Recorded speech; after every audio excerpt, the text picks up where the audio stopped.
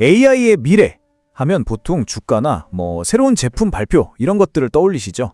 근데 사실 그게 전부가 아닙니다. 그 뒤에는 이 기술의 방향을 결정하는 훨씬 더 복잡하고 거대한 힘들이 작용하고 있거든요. 오늘 바로 그 핵심적인 질문들을 한번 같이 파헤쳐 보려고 합니다. AI가 세상을 바꿀 거라는 말은 이제 다들 하죠. 그런데 그 방향을 제대로 알려면 대체 어디에 초점을 맞춰야 할까요? 바로 이 질문이 오늘 우리가 함께 탐구할 내용의 핵심입니다. 자, 그럼 본격적으로 AI의 미래를 결정할 4가지 거대한 퍼즐 조각을 한번 맞춰보겠습니다. 시장을 지배하려는 거대 기업들의 움직임부터 롤러코스터를 타는 것 같은 시장의 불안감, 또 국가 간의 치열한 기술 경쟁, 그리고 가장 근본적인 질문이죠.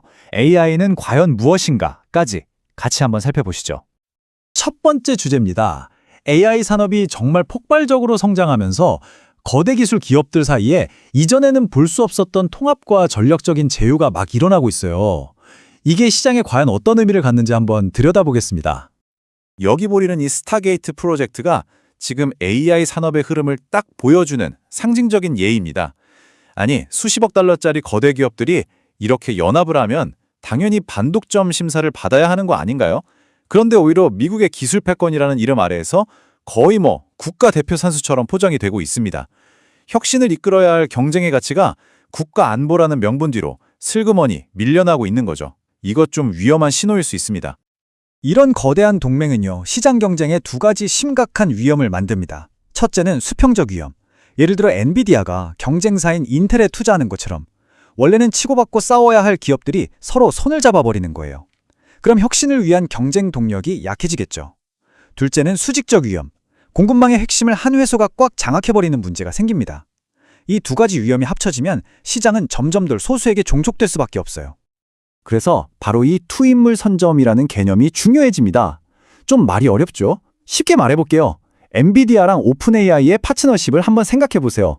만약 엔비디아가 자기네 최첨단 칩을 오픈AI한테만 먼저 주거나 아니면 훨씬 싸게 제공한다면 어떻게 될까요? 다른 AI 회사들은 경쟁에 꼭 필요한 자원을 구하기가 너무 어려워지는 겁니다. 사실상 엔비디아가 AI 산업의 승자와 패자를 결정하게 될 수도 있다는 거죠. 결국 서먼 아놀드 프로젝트의 마다비 싱이 지적한 이 말이 핵심입니다. 경쟁이 사라진 시장에서는 진짜 혁신이 나오기 어렵다는 거죠. 지금 AI 산업의 거대 동맹들을 보면 이게 과연 혁신을 위한 건지 아니면 기존의 권력을 다음 기술 시대로 연장하려는 시도인지 이런 비판을 피하기가 좀 어려워 보입니다. 자, 이제 2번째 주제로 넘어가서 거시경제 상황을 한번 살펴보겠습니다. AI에 대한 이 뜨거운 열기가 시장에 정말 엄청난 변동성을 만들어내고 있거든요. 이 숫자 한번 보세요. 불과 6개월 만에 나스닥이 50% 이상 급등했습니다. AI가 가져올 미래에 대한 기대감이 얼마나 뜨거웠는지 단적으로 보여주는 수치죠. 하지만 이렇게 단기간에 급등하고 나면 항상 그 뒤에는 불안감이 따라오기 마련이잖아요. 바로 이 지점에서 시장 분석가들이 2000년대 초에 닷컴 버블을 떠올리기 시작했습니다. 골드만삭스에서는 지금의 AI 열풍이 과거 닷컴 버블 때처럼 기업의 실제 가치와 시장의 기대치 사이에 너무 큰 괴리를 만들고 있다고 경고하고 나선 거죠. 그리고 그 우려는 현실이 됐습니다. 2025년 11월 시장의 금리 인하 기대감이 살짝 꺾이자마자 기술주들이 급락하기 시작했거든요. 이 슬라이드를 보면 엔비디아나 코어이브처럼 정말 잘 나가던 AI 관련 주식들이 시장의 분위기 변화에 얼마나 취약한지를 명확하게 알 수 있습니다. 세 번째로 이제 시야를 국제 무대로 한번 넓혀보겠습니다. AI의 미래는 이제 글로벌 정치와는 정말 떼려야 뗄 수 없는 관계가 돼버렸어요. 바이든 행정부에서 기술 수출 통제를 설계했던 지나 러몬도 전 장관의 이 한마디가 모든 걸 말해줍니다. 최첨단 기술, 특히 AI에 기반이 되는 반도체 기술을 통제하는 것이 미국의 최우선 국가 안보 과제가 된 거예요. 그런데 여기에는 아주 심각한 딜레마가 있습니다. 미국의 목표는 중국의 기술 접근을 막는 건데 그 대가는 엔비디아 같은 자국 기업들이 어마어마한 중국 시장을 포기해야 한다는 거죠. 실제로 엔비디아 CEO 젠슨 황은 중국 시장 점유율이 95%에서 0%로 떨어졌다고 밝혔습니다. 말 그대로 국가 안보와 기업의 이익이 정면으로 충돌하는 상황인 겁니다.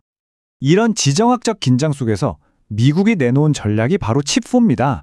미국, 한국, 일본, 대만이 힘을 합쳐서 중국을 배제한 안전한 반도체 공급망을 만들겠다는 구상이죠.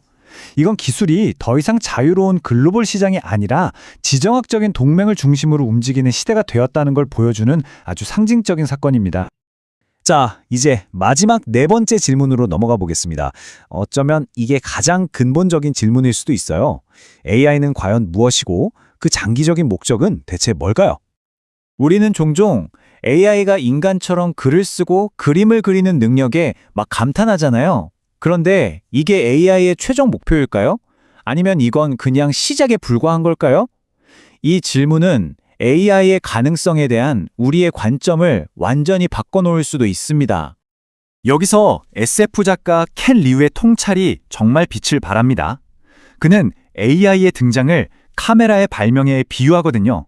이 비유를 통해서 우리는 AI의 잠재력을 완전히 새로운 시각으로 바라볼 수 있게 됩니다. 자, 이 비유를 한번 단계별로 따라가 보죠. 처음 카메라가 나왔을 때 사람들은 그걸로 뭘 했을까요? 그냥 무대에서 하는 연극을 찍는 데 썼습니다. 기존의 예술을 그냥 모방한 거죠. 하지만 수십 년이 지나자 사람들은 카메라를 통해 영화라는 이전에는 아예 존재하지 않았던 완전히 새로운 예술을 만들어냈습니다. 켄 리우는 지금의 AI가 바로 저 연극 녹화 단계에 있다고 말하는 겁니다. 그러니까 중요한 질문은 AI가 인간은 얼마나 잘 따라하는가가 아니라 AI가 없으면 아예 존재할 수 없는 AI 시대의 영화는 과연 무엇인가 하는 거죠.